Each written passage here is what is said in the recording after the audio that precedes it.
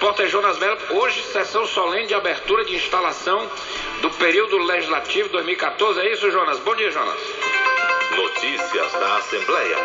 Jonas Mello.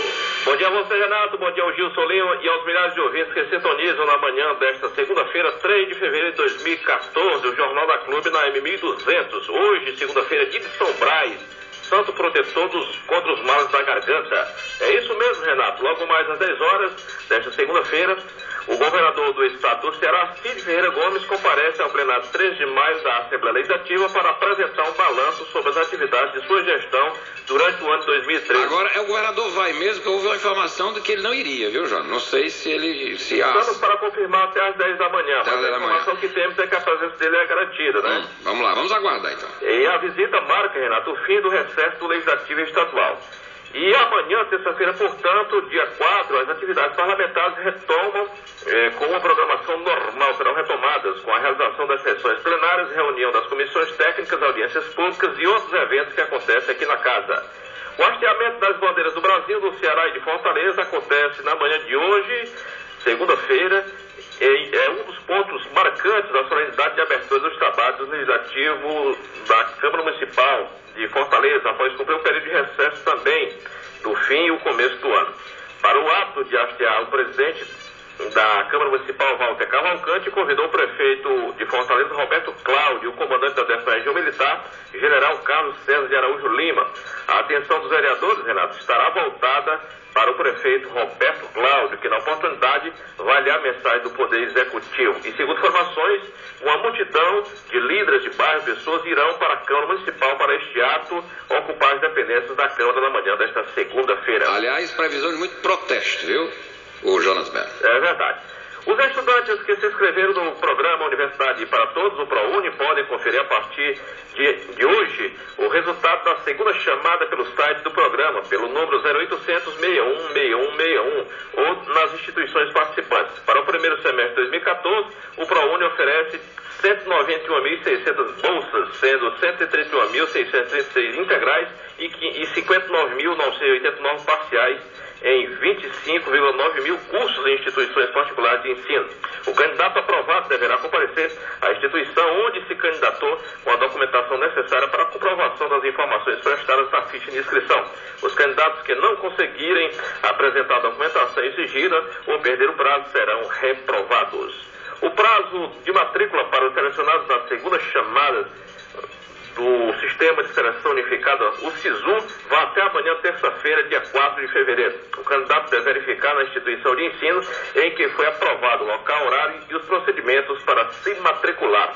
Aqueles que não foram selecionados têm até sexta-feira, dia 7 de fevereiro, para participar da lista de espera. O estudante selecionado, na primeira opção de curso, que não fizer a matrícula, estará automaticamente fora do processo. Quem não for selecionado em nenhuma das chamadas do SISU ou for selecionado na segunda opção de curso, independentemente de ter feito a matrícula, poderá participar da lista de espera. A lista vale apenas para a primeira opção de vaga.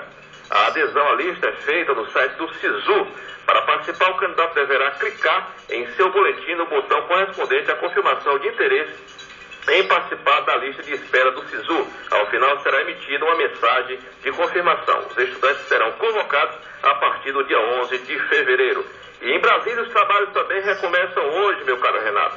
Para você ter uma ideia, a Câmara e o Senado começam os trabalhos nesta segunda-feira já com muita cobrança. Segundo informações, pessoas irão ocupar o hall daquela Casa do Poder em Brasília para cobrar dos políticos mais ação e mais projetos para a juventude. Vamos até Brasília com a repórter Priscila Mazinotti, ela tem detalhes. Câmara e Senado começam os trabalhos nesta segunda-feira com 14 medidas provisórias na pauta e com pelo menos 5 projetos com urgência constitucional para serem analisados. E o governo tenta, em conversas com os líderes partidários, montar uma lista de prioridades, já que este ano eventos como a Copa do Mundo e as eleições fazem com que o calendário de votações fique apertado. Na Câmara, a ministra das Relações Institucionais, Ideli Salvati, deve se reunir com os líderes logo após a sessão de abertura dos trabalhos. O líder do governo na casa, Arlindo Quinalha, afirmou que o governo não pretende retirar a urgência dos projetos que estão na casa, o que confere a eles prioridade nas votações, assim como as medidas provisórias que trancam a pauta. Só as matérias que estão com urgência constitucional mais medida provisória são uma prioridade em si, né? Se a gente acrescentar a sessão do Congresso que vai decidir sobre os vetos, é outra prioridade. Então, nós temos trabalho demais para esse começo de ano. No Senado, a reunião com a ministra Ideli Salvati e os líderes será nesta terça-feira. O líder do governo, Eduardo Braga, afirmou que está mantido o compromisso de não aprovar projetos que aumentem gastos públicos neste semestre. O senador ainda disse que algumas medidas provisórias que foram editadas durante o recesso parlamentar ainda precisam ser lidas em plenário e ter as comissões mistas para análise criadas. E mostrou preocupação quanto ao calendário. E nós teremos um prazo bastante exíguo em função do período eleitoral. Os líderes dos partidos na Câmara e no Senado devem ainda fazer reuniões nos próximos dias para definir a estratégia de votações dos vetos presidenciais. A previsão é que no dia 18, 4 vetos sejam colocados em pauta. O mais polêmico deles refere-se ao projeto que permite a criação de novos municípios. Se o veto for derrubado, a lei começará a valer, o que vai permitir a criação de mais de 400 novas cidades no país. De Brasília, Priscila Mazenotti. Em sessão solene prevista para as 16 horas desta segunda-feira, o Congresso deverá receber a mensagem presidencial do último ano de governo da presidenta Dilma Rousseff. Como acontece tradicionalmente, o texto deverá ser trazido pelo chefe da Casa Civil, agora Aloysio Mercadante, do PT, que assumirá o cargo mais cedo, no mesmo dia.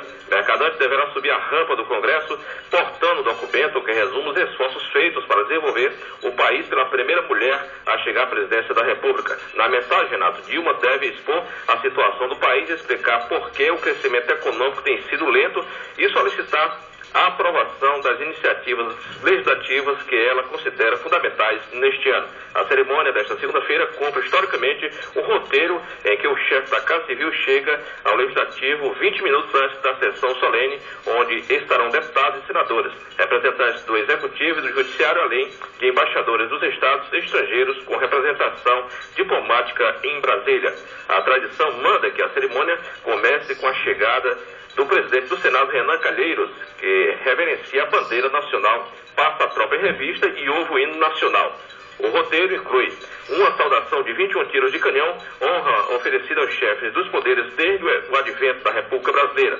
Em seguida, o presidente do Senado sobe a rampa, sendo recebido pelos presidentes da Câmara, deputado Henrique Eduardo Alves, e do Senado, do Supremo Tribunal Federal, o ministro Joaquim Barbosa, pelo chefe da Casa Civil e pelos líderes partidários. Dirigem-se todos, então, ao plenário da Câmara.